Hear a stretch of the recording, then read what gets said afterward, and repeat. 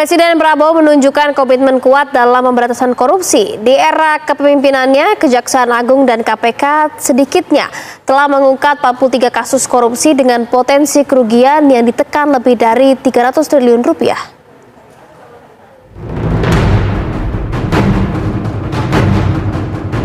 Presiden Prabowo Subianto menyambut baik pengembalian uang pengganti kerugian negara dari kasus korupsi ekspor minyak kelapa sawit sebesar 13,2 triliun rupiah di Kejaksaan Agung RI. Presiden Prabowo Subianto tidak main-main menunjukkan komitmennya memberantas korupsi di Republik ini.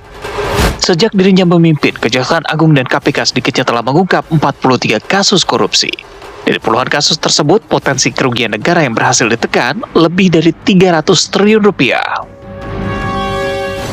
Kalaulah orang kemudian coba bermain-main, bukan saja uangnya dirampas, tetapi ingat, nama-nama itu otomatis kan kita sebut gitu loh kan, korporasinya.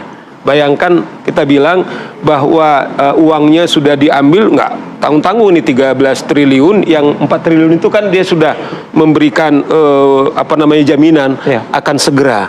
Nah, tapi yang kedua saya kira, itu yang saya bilang, ini cukup, malah kalau mau lebih strategis lagi, ini juga kerjanya Prof. Pujo, bagaimana juga membersihkan dari dalam aparat penegak hukum ini. Khususnya di satu sisi juga ada koreksi yang juga disampaikan Pak Prabowo untuk Kejaksaan Agung agar mawas diri, karena memang masih ditemukan di beberapa daerah integritas dari jaksa ini yang masih ada masalah, dan catatan itu bagian dari koreksi pimpinan tertinggi yang sangat positif bagi pembenahan Kejaksaan Agung ke depan.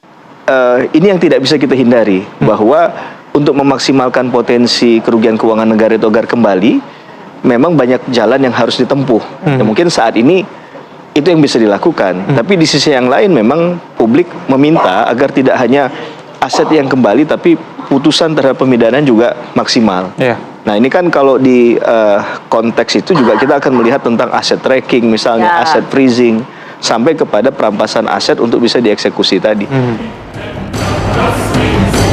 Presiden Prabowo Subianto pun bertekad memberantas korupsi di Indonesia tanpa pandang bulu. Terlebih tingkat korupsi di Republik ini begitu memprihatinkan. Tim TV One mengabarkan.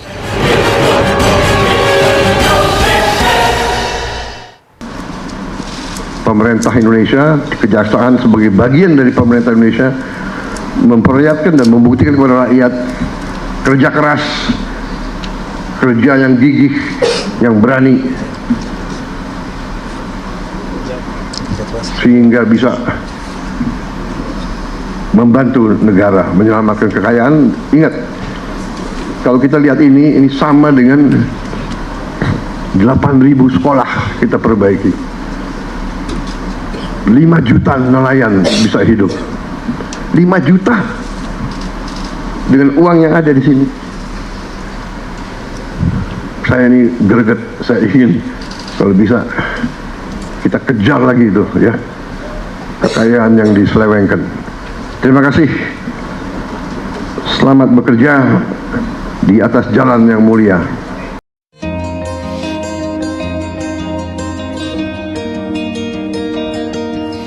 Dekadensi moral yang melanda generasi muda bangsa saat ini sudah sangat mengkhawatirkan. Selain aparat penegak hukum, peran masyarakat dan orang tua juga cukup penting dalam memperbaiki akhlak dan karakter anak bangsa.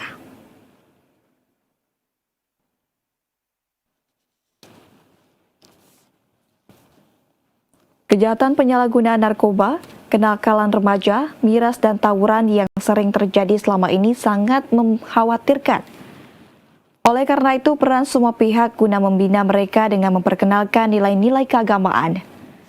Seorang pemuka agama Islam Sambas, Ustadz Darmadi mengatakan, dibutuhkan pembinaan keagamaan kepada anak-anak agar mengambil nilai-nilai akhlak yang diajarkan oleh Nabi Muhammad. Melalui pendekatan komunikasi prospektif yang mengacu kepada komunikasi kenabian Rasulullah Muhammad yang syarat kandungan nilai etika. Melalui pengalaman nilai-nilai Al-Quran diharapkan mengurangi kenakalan remaja. Pembinaan keagamaan di masjid serta pendekatan mereka kepada orang-orang saleh, pergaulan menjadi sangat penting sehingga dapat membentuk perilaku yang berkarakter.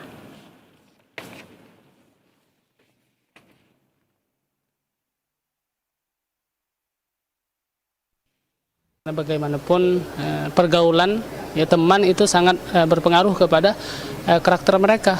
Kalau mereka bergaul berteman dengan orang yang memiliki karakter yang tidak baik, maka ketidakbaikan karakter itu akan menular kepada mereka. Jadi oleh karena memang harus kita dekatkan mereka kita bawa ke komunitas-komunitas yang bisa juga membentuk perilaku yang baik.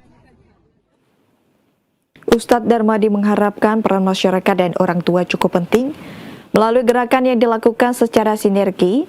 Dekadensi moral di kalangan generasi bangsa diharapkan lambat laun dapat diatasi ke arah yang lebih baik. Penanganan serius mengatasi kenakalan remaja melalui aspek pendekatan agama akan lebih efektif di samping memberikan punishment atau tindakan negatif yang mereka lakukan.